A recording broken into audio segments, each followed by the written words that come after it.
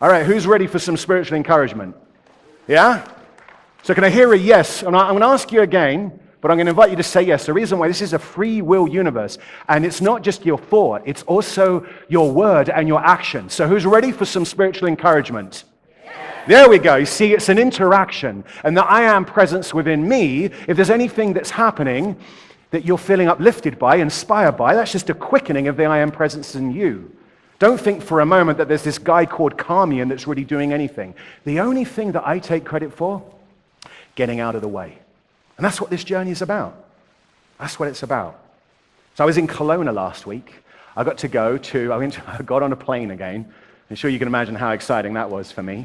Because those WestJet seats, man, they're like, oh yeah. There's little 2x2 seaters, man, they're tiny. And 2 years, 5, 6 years. So I go to Kelowna for the Canadian Youth Thought Conference. And if I'm imagining many of you haven't been to one of these spiritual conferences, it's like going to service for the whole weekend. There's amazing music, there's amazing messages, and they brought speakers from all over North America. And on the opening night, I had the privilege and the honor of being asked to deliver the opening spiritual mind treatment, right? So this is like the opening ceremony, and they have this beautiful ceremony where each of the main speakers walks down this amphitheater, these steep stairs in the dark, with their quotes, reading them out, and their phone over their quote, going down the stairs and reading out this inspirational quote. No one tripped, it was fantastic.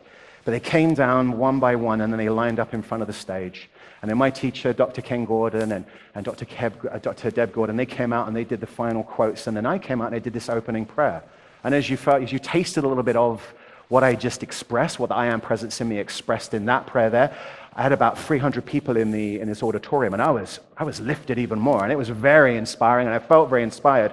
And this prayer, this treatment was unleashed through me, and it was wonderful. There was cheers, and it was just beautiful. And as I was at the end of the evening, as we were going into this sort of like mingling and fellowship, people were coming up to me and they were saying, "Wow, I loved your prayer. I loved your prayer. Like, it was so inspiring." And to each person, I said something that ran along these lines. See, it wasn't my prayer. And they stopped. What do you mean it wasn't your prayer? I said, see, what was happening was, you might have heard my voice, but what's actually happening is the I am presence in me was using my voice, and what you felt was the quickening of your I am presence. And now, see, this is important, because the science of mind is very beautiful for getting us from that ego consciousness into power consciousness or creation consciousness. But unless you're careful, if you focus on thinking it's you, then you focus on the self, then you feed the ego drive, and the next thing you know, you're focused on using God like a Pez dispenser. Oh, I'm going to use prayer to manifest this. I'm going to use prayer to manifest that. I've been down that road, and I hit a wall. And what happened was I got dragged through that wall into the wisdom of God, or co-creation consciousness. So I say that not as any self-depreciation. It's not like a deflection that I'm not willing to receive, because I do receive it. But it's a clarity that I have that there is something magnificent that is unfolding in every moment with every thought that I have. And I'm saying that just to remind myself. And it was interesting. So anything I say today is my I am presence. And if you feel inspired in any way, well, then that's just the quickening of your I am presence. And I celebrate that.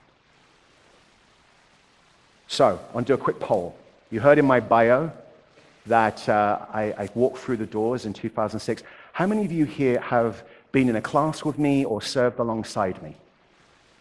Wow, so most of you don't know me, okay?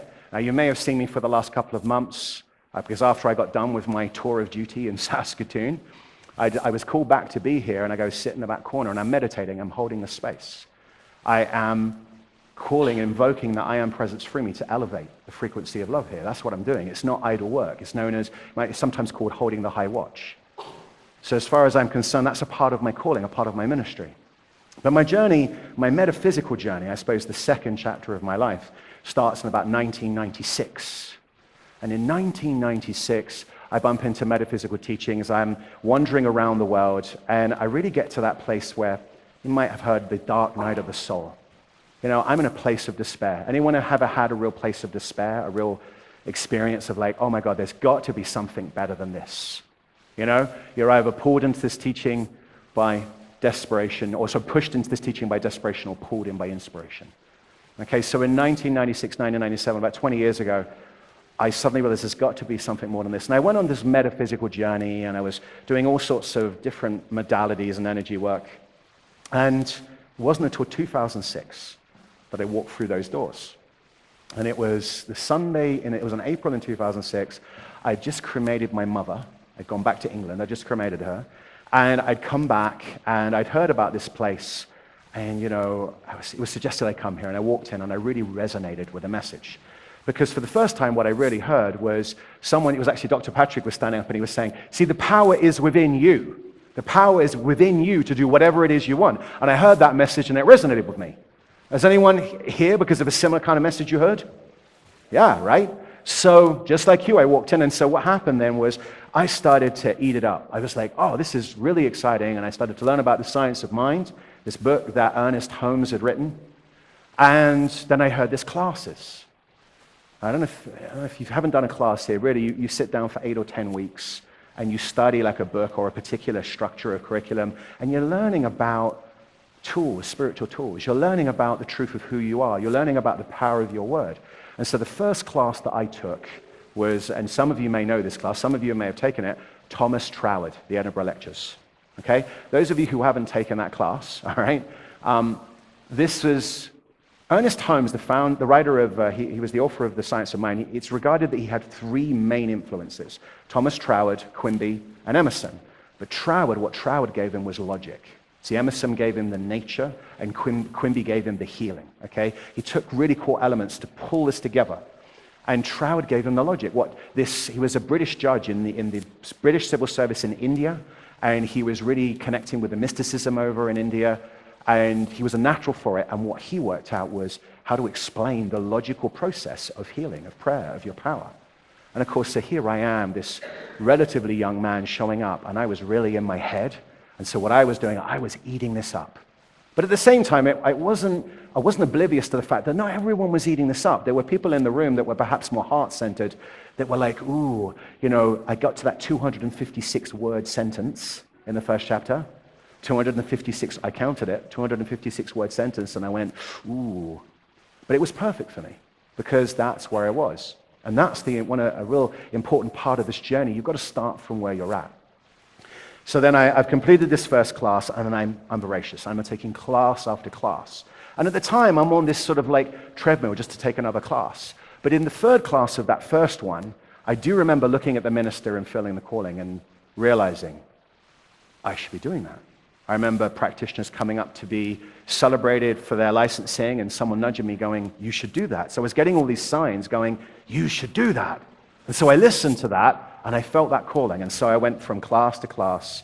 And I remember I started practitioner in 2009, and a long-time member came up to me and they said, thank you, Carmian, for your lifetime commitment as a practitioner. And it really struck me. Thank you for your lifetime commitment, because that's what I realized I was actually doing. And I Am Presence in this person was showing up to the I Am Presence in mine and saying, you're engaging in a lifetime commitment to live and embody the power of your word and of love and of light. How do you feel about that? Are you ready? And I was. And I worked through that. And I remember we did the year and a half, the exam. I remember going through the panel. I remember the panel saying to me, you've passed. I remember bursting into tears. Oh.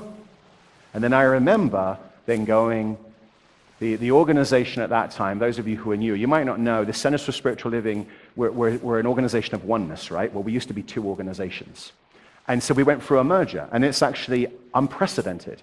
I'm not aware of any other religious organizations where 2 of them have come together and emerged. And in 2012, that happened. Now, as a result, because they were getting ready for that merger, they knew it was coming, it's sort of like they were saying, okay, we're not going to have lots and lots of ministerial classes, we're going to slow it down. And the one that was being offered was in Kelowna by Dr. Ken Gordon, the spiritual leader of the organization.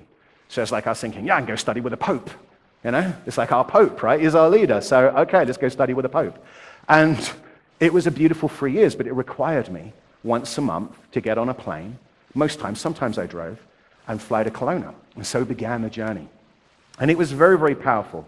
But I know I was still in the head, right?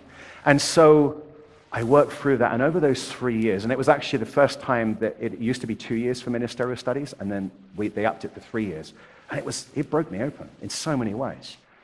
And I was sort of learning how to speak, and I got to learn a lot about myself as a result. And then I get done with that, and I'm thinking about what do I want to do, and what's my calling going to be, and I'm trying to put together a plan, and I'm in my head still. And I get a phone call. And that phone call is the director in the Board of Trustees at CSL Saskatoon. And she asks me, would you consider being our spiritual director? And my first answer was no. And the reason why is because at the time, I had an 8-year-old daughter. She's now 10 years old, so I get to be a father, so happy Father's Day, everyone. I realized I didn't want to abandon my daughter in Edmonton. And there was lots more that was going on, but it wouldn't leave me. And so I meditated about it, and I said, well, let me think on it. And I said, because I realized that, they were really looking for someone, and I'd been approached for a reason. I felt the call, and I suddenly had this idea of meditation. Well, I could fly. And so I figured, well, I flew to Kelowna for 3 years. I can fly to Saskatoon. And so I work out if it's possible, and I'd fly in on the Friday night, fly back on the Sunday evening, and I spent 2 years doing this. Now, when I went there, it was very interesting because, you go through school for?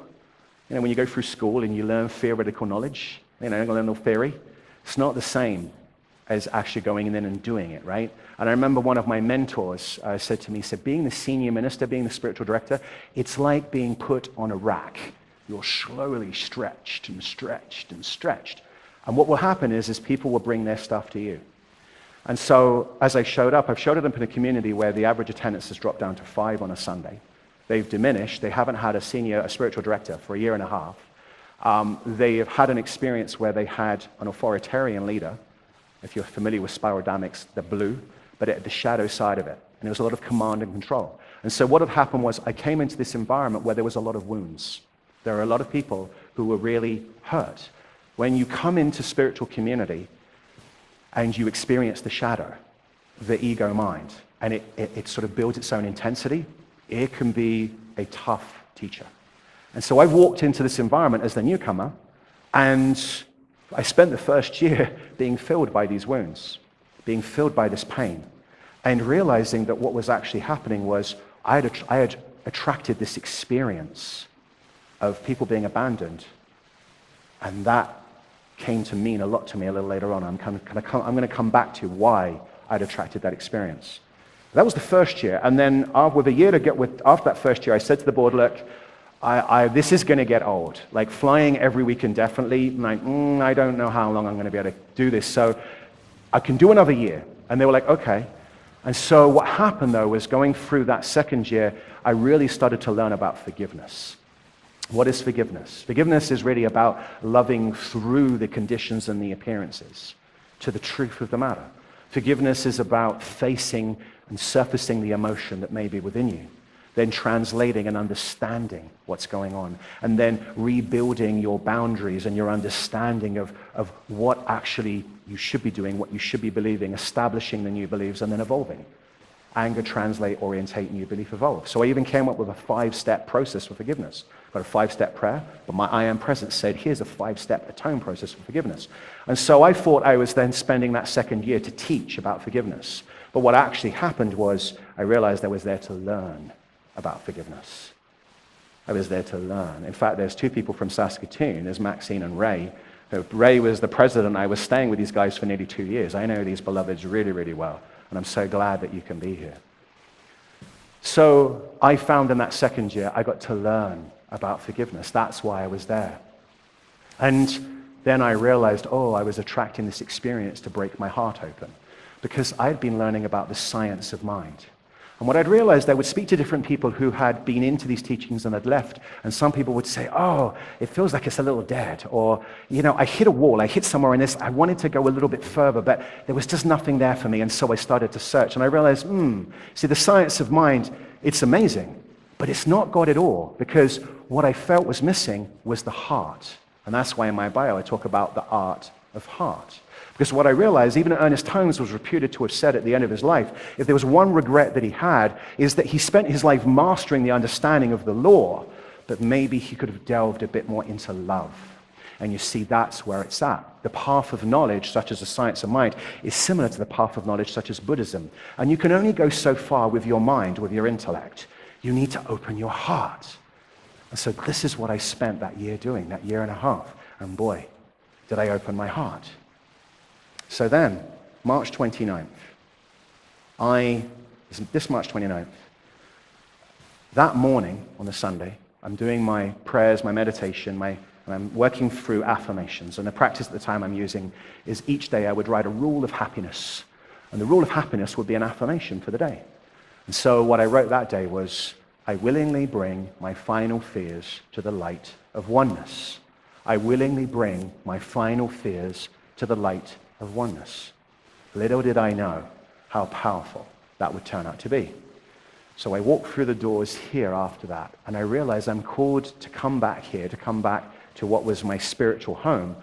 And so if you've seen me for the last couple of months and I'm sitting in the back corner there, what I'm doing is I'm meditating, I'm holding the high watch, I'm invoking the I Am presence through me to elevate the vibrational frequency of love.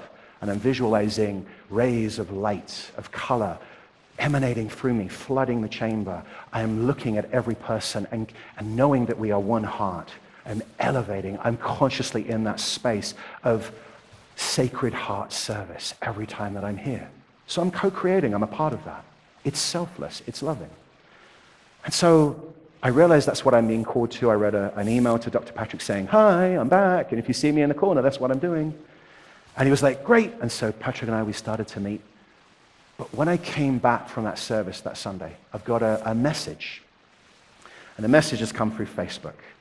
And it's from someone called Tina, who I don't know. And she says, hi, Carmian.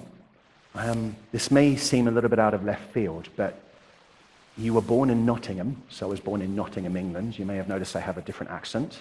I'm one of the merry men, born in Nottingham, right?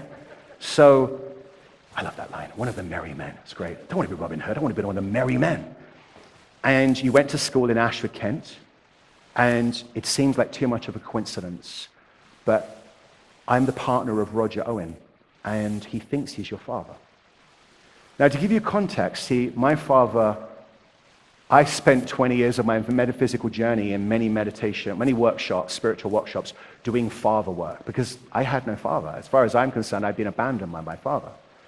And so I get this message, and of course, I lose it. I start to cry. And I'm like, I know straight away, yeah, this is my father. I have no doubts. My I Am presence says, oh, yes. And so I reply, and I said, yep, I feel that. Yeah, I'm going to email him. And so I emailed him. And so we share some emails, and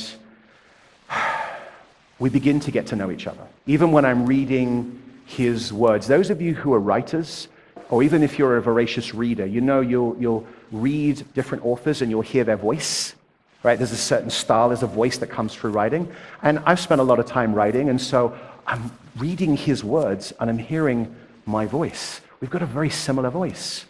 Turns out that for 38 years, he's suddenly gone all spiritual. You see, when I was a little boy, and he was a heroin addict, he was beating up my mother, he was in a very bad place. My mother left him when I was 2, although I thought it was 4, but it was 2, it turns out. He then went and married again and had a couple of other children. Then he met his partner and have found spirituality. And he spent 30 years on that. So I'm now having a chat with someone who's a devotee of Swami Babaji, all right, and who has a voice similar to mine. And I'm thinking, wow, not just shared DNA. This is fascinating. I'm hearing his voice. And I see him, and he's like, if you ever read the Tintin comics, he looks like the professor. He's got these shocks of hair, straight hair like this, and he looks vibrant.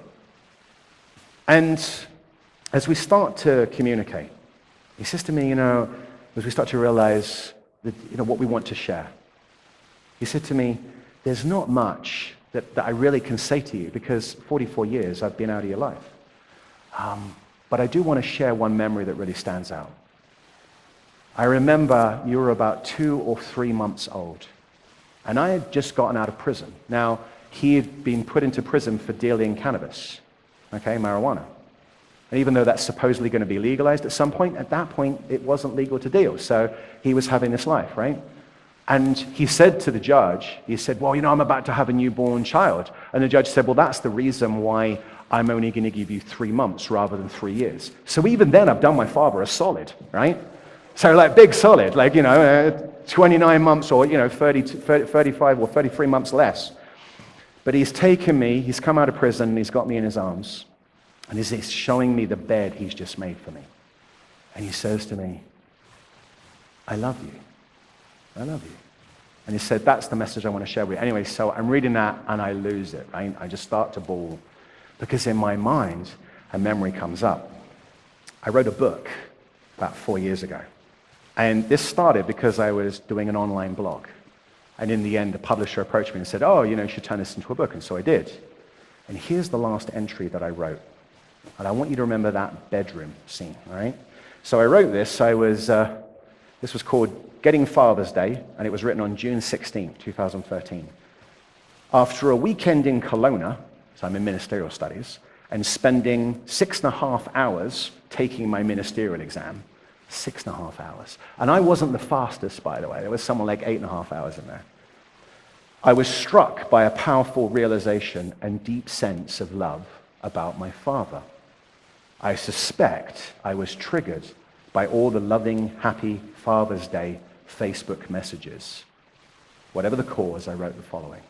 Dear Dad, I didn't know you very well. You chose heroin over me and left my life when I was 4 years old. See, I didn't even know it was actually 2. I met you once again when I was 14 and got to hear about the 3 children you had since had. Actually, turns out it was 2. But that's what I believed. Today, I realize that meeting that 14-year-old must have stirred up so much pain for you. Reminders of your broken past, your shame. I feel such compassion for you, only able to imagine what it must be to peer into life through the filters of drugs and loneliness. Check this, at the empty bed I had left behind. So, 45 years later, I remembered that moment. I didn't have an explicit memory, but I remembered I'd even written about it. So we get on the video conference with him, and I'm reading this to him. As you can imagine, this is a real heartfelt moment. After 28 years, I can feel that. I forgive you, but more than that, I love you, Dad. You brought me into this world. We made a sacred soul agreement, you and I, and you saw to your end. You provided me with exactly the experiences I needed. I am becoming so much more than I sense you could have dreamed. I don't know if you are alive, but knowing there is one mind, I know these loving words reach you in some way. Happy Father's Day. It took me long enough, but I really feel love for you. May you know the love of all your children. For regardless of the choices of our history, there is the now. And in this now, I know such love for you. Happy Father's Day, Dad. So that's what I posted on Facebook, but I grabbed it, and there were a whole ton of likes and loves and comments. It obviously touched a few hearts, and I put it onto the blog, and this is what I added. And about 2 hours later, I walked through the door to be given a Father's Day gift, a picture of a super dad that was colored in by my daughter, my 6-year-old daughter. Apparently, I am a superhero because I love her, and my superpower is love. How perfect is that? I love life. The perfection of spirit expressed through me and my daughter today cracked my heart wide open. So would you like to hear what I learned? Like to hear what I learned? There you go, you're getting it. Okay. So here's what I learned. I learned a few things. I got to discover that he believed my name was spelled Carmian. But actually, I'd been spelling it I-E-N. So he told me he'd been searching for me but couldn't find me. I wasn't coming up. When I was 14, he came to see me at the children's home I was in. And then a week later, the authorities approached him and asked him, well, what are you doing? Why are you going to see Carmian? He's like, it's my son. And they were like, no, you can't do that.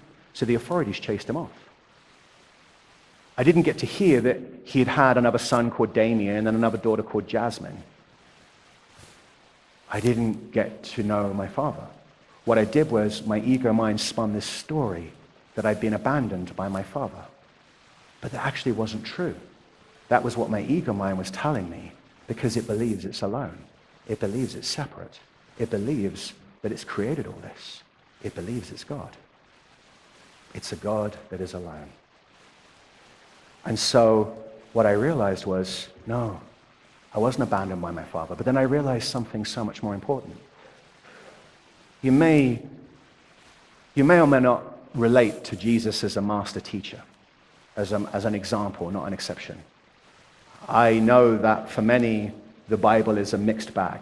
my personal belief, you don't have to look very far and dig very deep to realize that the New Testament as we know it was a document that was heavily edited. The Council of Nicaea in 325, Emperor Constantine, he was creating a political document, and the Dead Sea Scrolls came along in 1949 to show that there was more of the teachings of Jesus than were being captured in the canon gospel.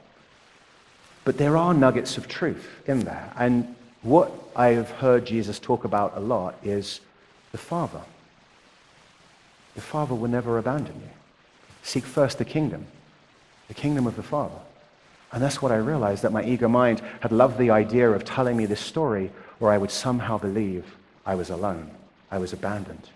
But my Father had not been able to connect with me, but he'd never abandoned trying. And on that morning of March 29th, I have meditated 2 hours later. We talked about the timing of this. And he suddenly had an idea to search me again in a new search engine that he hadn't used before, DuckDuckGo. And suddenly my Facebook page comes up, and Tina walks into the room, and she sees my Facebook page and goes, "That's Carmian." And he's in this place of, "Oh, I don't know. Imagine how he must feel. Will I accept him? All that nervousness, all that fear, all that uncertainty, all that guilt, the forgiveness that probably he hasn't found for himself because he remembers being a heroin addict and beating up his wife and then her leaving him. And so he's sitting there uncertain whether or not to reach out. But in comes Mother Love, and she goes, "Oh, I'm going to message him." So Tina messages, follows the feminine intuition. Thank God, thank Father, Mother, Life for the feminine, because she listens to her heart, messages me. Now, in that affirmation, there's no amount of intellect. I willingly bring my final fears to the light of oneness. See, there's no amount of intellect that I could have used to work out what I needed to heal. But that affirmation at its heart is about surrender.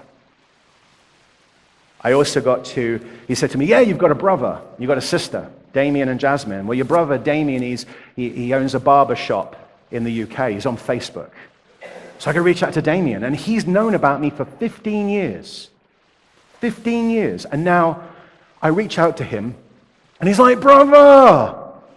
He's like all family, and he's got 3 kids. His oldest son has got a child. Suddenly I've got nieces and nephews. I've got a grandnephew. I've got uncles. I've got cousins. Whereas before that point, I had just Emma and I. That was my natal family, me and my daughter. And suddenly this family is showing up, and Damien is just teaching me about the unconditional love of family. But how beautiful is this? See, we didn't grow up as brother and brother. I'm his older brother. So we get that sibling love, but without the rivalry. And he's kind of a spiritual man. What a miracle. Would you not agree what a miracle that is? And yet there's no part of my intellectual mind that could have mastered that. And so really, when you think about the Father, Ernest Holmes, he said in The Science of Mind, man reenacts the nature of God. If we realize that God is triune, and that man is made in the image and likeness of God, we shall see that the whole scheme of life and the whole nature of the divine being is reenacted through man. This, of course, does not mean that man is God. It means that in his small world of individual expression, his nature is identical with God's. This is what Jesus meant when he said, "As the Father hath life within himself, so hath he given to the Son to have life within himself." And see, that cracked my heart open, because what I realized was I had a deeper understanding of what the Father actually is, and also what the Mother is. You'll notice in the prayers I used Father, Mother, Life rather than God. Not everyone is ready and healed with the idea of God, because mankind has fraudulently used words like God through the ego mind, presented an image as if it's a dude up there in the sky, if it's punishing God, and they've not understand what God is.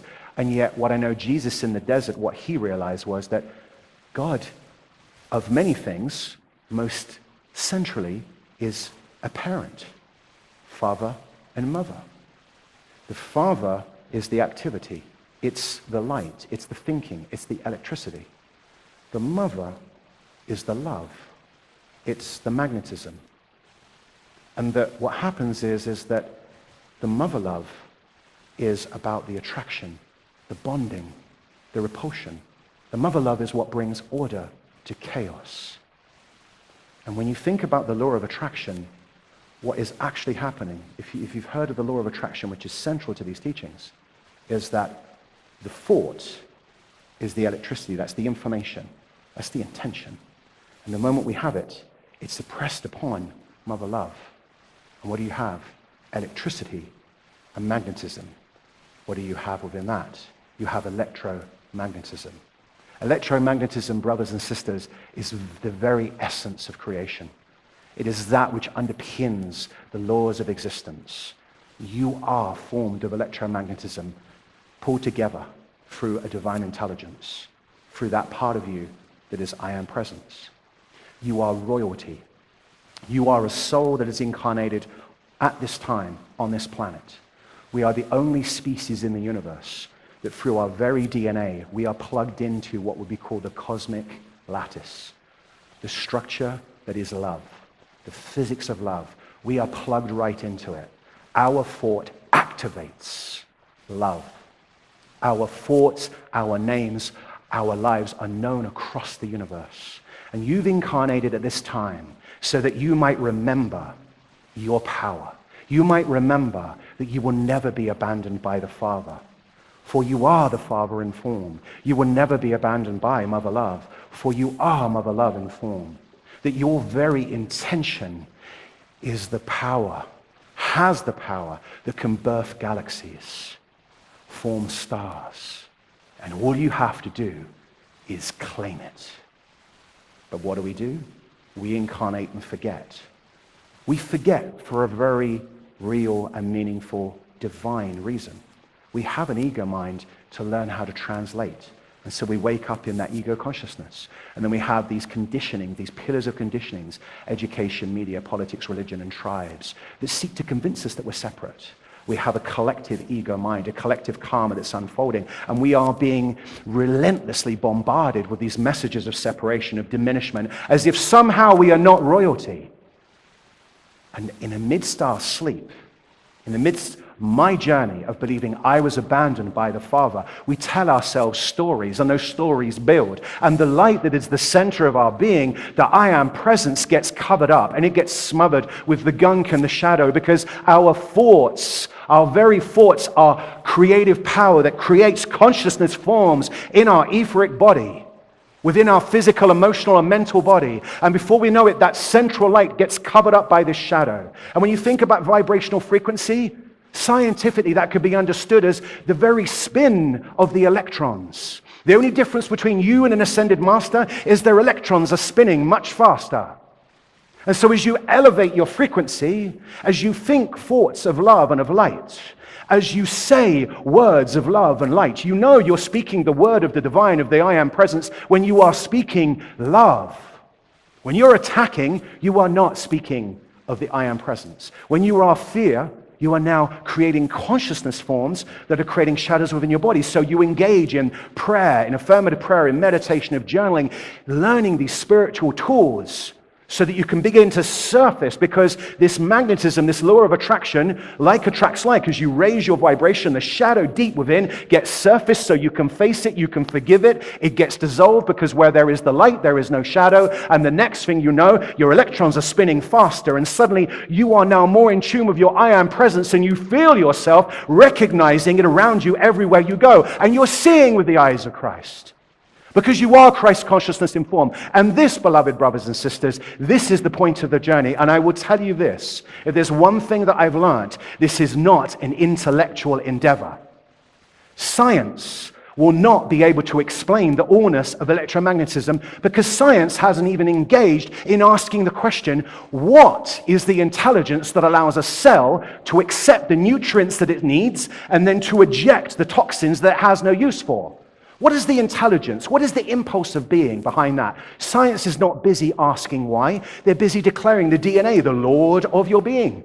Not understanding what the DNA is, because they think there's two strands. But the truth is, love is the power of the universe. You are in training to be a human angel. And my suggestion to you is, look at the stories that your ego mind is telling you and ask yourself, how loved am I? Ask yourself, how can I look upon the world with more love? And sometimes it may be as simple as an affirmation, such as the one that I did. I willingly bring my final fears to the surface. And in so doing, without playing an intellectual game, I opened my heart to a healing. And let me tell you, my life will never be the same again. And so I leave you in light, in love, as life. Love and blessings.